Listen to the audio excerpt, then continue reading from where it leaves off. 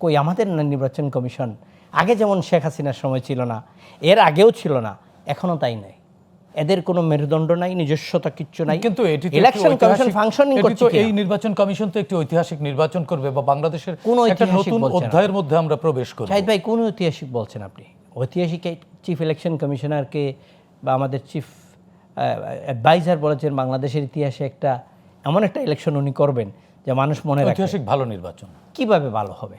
ইলেকশনের এত প্রতিকূলতার মধ্যে আমাদেরকে বাদ দেওয়া হলো আলোচনা থেকে। জাতীয় ঐক্যমত কমিশন নামে যে কমিশন থেকে কোনো আলোচনা ডাকা হলো না। ইনফ্যাক্ট ইলেকশন কমিশন যারা ইলেকশনের মনিটরিং কন্ডাক্ট করার যারা দোজ আর দি রেফারি ভূমিকা নেওয়ার কথা, তারাও আমাদেরকে ডাকে নেই। তারপর আমরা ইলেকশনে পার্টিসিপেট করছি। জাতীয় পার্টির জন্মের পর থেকে 86 থেকে নিয়ে 2026-এর ইলেকশন পর্যন্ত টোটাল 11টা ইলেকশন, তার মধ্যে একটাতে অংশগ্রহণ করি নাই আমরা, সেটা হলো 15 ফেব্রুয়ারি নির্বাচন। বাকি সবগুলোতে আমরা অংশগ্রহণ করেছি। 91-এ এত প্রতিকূল অবস্থা ছিল, তাও আমরা অংশগ্রহণ করেছি। এবারকার ইলেকশনে অনেক প্রতিকূল অবস্থা, আমাদেরকে প্রতিটা জায়গায় আমাদের বাধা আছে। না, সেক্ষেত্রে আপনাদের তো কিছু দায়ও আছে। দায়টা পরে আসতেছি। টাঙ্গাইলে আমাদের ক্যান্ডিডেট করা হচ্ছে, আপনার উত্তরবঙ্গে আমাদের ক্যান্ডিডেটকে ডিস্টার্ব করা হচ্ছে। লেভেল প্লেয়িং ফিল্ড যেটাকে বলেন আপনারা, আমরা সবাই, সেই লেভেল প্লেয়িং ফিল্ডটা হচ্ছে না। তো দায়টা আমাদের এই নির্বাচনের দায় বলছেন নাকি আগের কোনো দায় আপনি বলছেন? আমি আগের দায়ের কথা বলছি, যেই কারণে আগের দায় যদি আপনি বলেন, তাহলে ওই দায়টার মধ্যে আমাদের যেমন দায় আছে, বিএনপি জামাতেরও দায় আছে। 18 নির্বাচনে কিন্তু বিএনপি জামাতরাও অংশগ্রহণ করেছিলেন। কারণ নির্বাচনে অংশগ্রহণ করা এটা কোনো ফৌজদারি অপরাধ নয়। আবার নির্বাচনে অংশগ্রহণ না করা, অংশগ্রহণ করা না, যেমন ফ্যাসিস্ট শাসকদের অনেক কর্মকাণ্ডকে লেজিটিমাইজ করবার জন্য আপনাদের কিছু দায়, এই অভিযোগ তোলা। এই সরকার অন্তর্বর্তীকালীন সরকার, ডক্টর ইউনূস প্যারিস থেকে এয়ারপোর্টে নামার পরে বলেছিলেন, আমি কিন্তু ছাত্ররা আমাকে নিয়োগকর্তা আমার। এখন নিয়োগকর্তা যদি ছাত্ররা তাদের হয় আর তারা ইলেকশন করে, তাহলে আপনি এই সরকারকে কতটুকু বৈধ হিসাবে, কতটুকু সৎ নিরপেক্ষ এবং আচরণ আপনাদের পাবেন সেই সরকারের কাছ থেকে? আমরা তো জাতীয় পার্টি সেটা মনে করছি না এবং দেখছি না।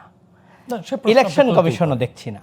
ইলেকশন কমিশনের প্রধান ইলেকশন কমিশনার যিনি নাসির সাহেব 10 নভেম্বর প্রেসের সামনে বলেছেন বাংলাদেশের 70% ভোটার সেন্টার ঝুঁকিপূর্ণ। পুলিশের অবস্থা দেখেন আজকে, আইন শৃঙ্খলা বাহিনী কোথায়? টেলিফোনে থ্রেট দিচ্ছে ক্যান্ডিডেটদেরকে, বলছে তোরে 10,000 পুলিশ থাকলেও মারবো, মেরে ফেলবে, কেউ দিবে না। আমি যে আসনে ইলেকশন করেছিলাম 18-তে, সেই আসনে প্রায় 4 কিলোমিটার দূরে গিয়ে ভোট সেন্টারে ভোট দিতে হয়। ওইখানে কিন্তু আর্মির গাড়ি যাবে না, ওইখানে পায়ে হেঁটে যেতে হয়।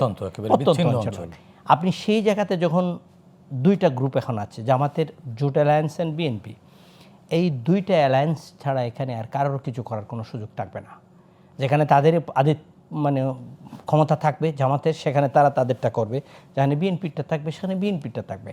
অ্যান্ড কালকে থেকে কিন্তু ভোটের কথাবার্তার স্টাইল, বাকযুদ্ধ হয়, এটা ব্রিটেনে হয়, আমেরিকাতে হয়, কিন্তু এইটা যখন সহিংসতায় রূপ নেয়, তখন কিন্তু আপনাকে মনে রাখতে হবে আগামী দিনে কিন্তু ইলেকশনটা অন্যদিকে রূপ নিচ্ছে। কালকে জামাতের আমির বলছেন। সেক্ষেত্রে তাজ ভাই, আপনি তো পলিটিশিয়ান, আমি একটু প্রশ্ন রাখি সাধারণ মানুষের পক্ষ থেকে। সেটি হচ্ছে যে নির্বাচন কমিশন তো এবার বলেছে যে তারা যদি আচরণবিধি কেউ লঙ্ঘন করে প্রার্থিতা বাতিলের সুযোগ তো আছে, আইনে আছে, কিন্তু তারা ইনিশিয়েটিভ নিচ্ছে না কেন?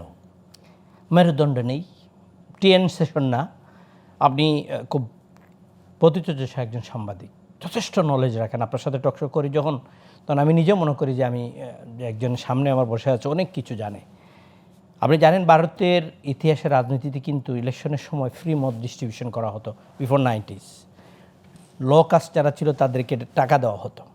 এটা এসে বন্ধ করলেন টিএন সেশন নামের যে চিফ ইলেকশন কমিশনার ছিলেন 1990s-তে। উনি 6 বছর ছিলেন, 1996 পর্যন্ত।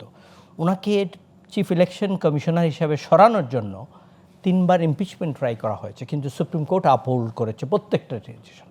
ওনাকে জয়ললিতা গালি পর্যন্ত দিয়েছিলেন যে এমবডিমেন্ট অ্যারোগ্যান্ট, এরকম শব্দ বলেছেন। নরসিমা রাওকে বলেছেন আপনার কেন্দ্রীয় মন্ত্রীকে 24 আওয়ার্সের সময় দিলাম, সরাই নেন, নাহলে আমি আইনত ব্যবস্থা নিব। কই আমাদের নির্বাচন কমিশন আগে যেমন শেখ হাসিনার সময় ছিল না, এর আগেও ছিল না, এখনও তাই নাই। এদের কোনো মেরুদণ্ড নাই, নিজস্বতা কিচ্ছু নাই। কিন্তু এটি তো ইলেকশন কমিশন ফাংশনিং করছে কি? এই নির্বাচন কমিশন তো একটি ঐতিহাসিক নির্বাচন করবে বা বাংলাদেশের কোনো একটা ঐতিহাসিক নতুন বলছেন অধ্যায়ের মধ্যে আমরা প্রবেশ করব। শাহিদ ভাই, কোন ঐতিহাসিক বলছেন আপনি? ঐতিহাসিক চিফ ইলেকশন কমিশনারকে বা আমাদের চিফ অ্যাডভাইজার বলেছেন বাংলাদেশের ইতিহাসে একটা এমন একটা ইলেকশন উনি করবেন যে মানুষ মনে রাখে। ঐতিহাসিক ভালো নির্বাচন কিভাবে ভালো হবে? প্রথম, আপনি এটা ইনক্লুসিভ হচ্ছে না। তা তো আপনার পক্ষে গেল না বলে আপনি বলছেন। না, আমার পক্ষে বলি নাই। বিএনপির স্থায়ী কমিটির সদস্য নিজে বলেছেন আমার ক্যান্ডিডেটকে আমি চিনি না, মেজর হাফিজ সাহেব, অন রেকর্ড, আপনি নিশ্চয় দেখেছেন, তা রেকর্ডে আছে। উনি বলেছেন আমি আমার ক্যান্ডিডেটকে চিনি না, কারণ সবচেয়ে বড় দল যে আরেকটি দল নির্বাচনে মাঠে নাই, তাই এখানে প্রতিদ্বন্দ্বিতামূলক নির্বাচন হচ্ছে না। কারণটা উনি তাও বলেছেন যে ও দলের ক্রিমিনালগুলো নাই, কিন্তু বাকি যে সাধারণ যে ভোটাররা যা উপস্থিতি থাকবে তারা তো সেই নির্বাচনের প্রতি কোনো ধরনের কোনো ইন্টারেস্ট নেই। তাহলে আপনার এই নির্বাচনটা কি আরেকটি 14 মতো নির্বাচন হচ্ছে?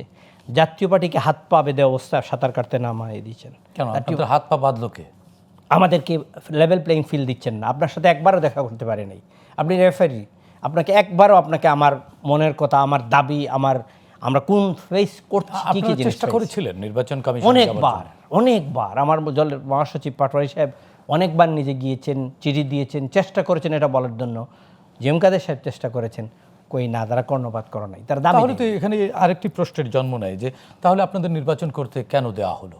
আমরা নির্বাচন প্রার্থীদেরকে বৈধতা কেন দেওয়া? আমরা নির্বাচন করছি যে আমরা নির্বাচনতে থাকতে হবে, যদি না থাকি ওরা যদি থাকতে দেয় তাহলে আপনার অভিযোগ অনুযোগ সেটিও তো কমিশনের আমাদেরকে নির্বাচনে থাকার জন্য তাদের সুবিধা দিচ্ছে। যদি আমরা আমাদের মতো দল সরে যায়, প্রগতিশীল যে দল একটা তো এমনিই নাই, আর একটা হলো বিএনপি, আর আমরা যদি সরে যাই তো রাইটিস্ট যারা আছে সেখানে সব রাইটিস্ট দলদের যে জয় জয়কার সবটি একটিই হবে। হয়তো সেটাকে আরেকটু বিদেশির কাছে দেখানোর জন্য যে এখানে একটা নির্বাচনের বড় বড় স্টেক হোল্ডারগুলোর অংশগ্রহণ ছিল, তার মধ্যে আমরাও ছিলাম, আমরা সেখানে যাচ্ছি। আমরা কিন্তু লেভেল প্লেইং ফিল্ড নামে যে শব্দ সেটা কিন্তু পাচ্ছি না। কিন্তু আপনাদের বিরুদ্ধে তো অভিযোগ আছে যে পতিত ফ্যাসিস্ট শেখ হাসিনার যারা বিভিন্ন পর্যায়ের নেতাকর্মী তাদের সাথে আপনাদের একটি গোপন আঁতাত আছে এবং এই নির্বাচনে তাদের উপরে ভর করে আপনারা ভালো ফলাফল করতে পারেন বা ফ্যাসিস্টকে কোনো না কোনোভাবে এবার আপনাকে বলি করে ফেলতে পারেন। মির্জা ফখরুল সাহেব নিজে বলেছেন আওয়ামী লীগের আপা চলে গেছেন, কিন্তু এই নেতাদের দায়িত্ব বা কর্মী যারা সাধারণ মানুষ এদেরকে আমরা দেখে রাখবো। জামাতের আমির সাহেব বলেছেন যে আওয়ামী লীগের সবাই খারাপ না, ওনারা ভোট চাইলে ওনারা ভোট ছাড়ছেন, অথবা তিনি ক্ষমাও তো করে দিয়েছেন। ক্ষমাও করে দিয়েছেন, ইউ রাইট, উনি লন্ডনে গিয়ে ক্ষমাও করে দিয়েছেন এবং বলেছেন ফ্যাসিস্টকে আমরা আর ফ্যাসিস্ট বলবো না, আমরা ফ্যাসিস্ট শব্দটা বলতে চাই না, এটা খারাপ দেখায়, কষ্ট হয়, এই শব্দগুলো ওনারা বলছেন। আর জাতীয় পার্টি যদি এতটুকু পর্যন্ত যেত তাহলে তো আপনারা বলেই দিতেন যে আওয়ামী লীগ আমাদেরকে ভোট দিয়ে রাষ্ট্র ক্ষমতায় নিয়ে আসবে। আপনারা কি মনে করছেন আওয়ামী লীগ ভোটের মাঠে আপনারা থাকতে পারবেন? আওয়ামী লীগ কাউকে ভোট দিবে না, আওয়ামী লীগ নির্বাচনে যাবে না। নেতৃত্ব নিজে বলেছেন যে এই নির্বাচনে আমার সমর্থকরা দিকে না যাওয়ার জন্য বলেছি। তাহলে তো পার্সেন্টেজটা আপনি কমাতে হবে, উপস্থিতিটা কমাতে হবে। সেইটার চেয়ে বড় কথা হলো জাহিদ ভাই, এখন আগামী দিনের যে অবস্থা তৈরি হচ্ছে, আমার কাছে মনে হচ্ছে আগামী এই সপ্তাহ বা আগামী সপ্তাহ দেশের রাজপথ, দেশের নির্বাচনী অবস্থা একটা সংঘর্ষের দিকে যাবে। কিন্তু আপনাদের দলের চেয়ারম্যান গোলাম মোহাম্মদ কাদের তিনি তো বলেছেন প্রকাশ্যেই যে আপনারা না ভোটের পক্ষে অবস্থান নিয়েছেন। হ্যাঁ, এটি আপনারা কি জুলাই সনদ বা সংস্কার এগুলো আপনারা চাচ্ছেন না? বা জুলাই কেন বলেছেন সেটা বলবেন না? না আমি বলবো সেটা, প্লিজ আপনি বলুন। উনি বলেছেন আপনি না করছেন, কোন সংবিধানের আওতায় না করছেন? আবার সেই কথাই বলি, মেজর হাফিজ সাহেব অবশ্য বলেছেন আপনি কোন সংবিধানের আওতায় এটা করছেন? আপনি বলছেন এই সরকার যেহেতু পুরনো সংবিধানের আলোকে, না, তো ওনাদের বক্তব্য আলী রিয়াদ বলছেন আমরা অভ্যুত্থানের সরকার, আমরা আমাদের কোনো অনেক কিছু আছে। অভ্যুত্থানের তো সাংবিধানিক সরকার না, অসাংবিধানিক শব্দটা উনি বলতে নারাজ। কালকে ওনার ইন্টারভিউ দেখেছি আমি চ্যানেল 24-এ, আমাদেরই আমারই পরিচিত এক ভাই এনটিভিতে ছিলেন আগে, ওনার প্রোগ্রামে, এখন চ্যানেল 24-এ উনি বলছেন আমরা তো আমাদের স্পেশাল ম্যান্ডেট নিয়ে আমরা এসেছি। আপনি বলবেন স্পেশাল ম্যান্ডেট, আবার আপনি সংবিধানে হাত নিয়ে শপথ নেবেন আপনার সরকার, আপনার চিফ অ্যাডভাইজার, এবং সেই চিফ অ্যাডভাইজারের স্পেশাল এনভয় হিসেবে বা স্পেশাল অ্যাডভাইজার হিসেবে আপনি আছেন। আপনারা কখনো বলবেন অর্ধেক সংবিধান হাইব্রিড, কোনটার অধীনে আপনারা হা বলছেন? 40টা প্রস্তাবনার মধ্যে 5টি সামনে দিয়ে আপনি হা ভোট দিচ্ছেন। সাধারণ মানুষ যারা আছে দেশের, সাধারণ ভোটার যারা আছে, সারাদিন খেটে কামারে কাজ করে রিক্সা চালক, ভ্যান চালক, ওই 5টা তো 40টা তো জানেন, ওই 5টাও বুঝতে পারে নাই এটা কি। তারা কি কাকে ভোট দিবে, হা দিবে না না দিবে।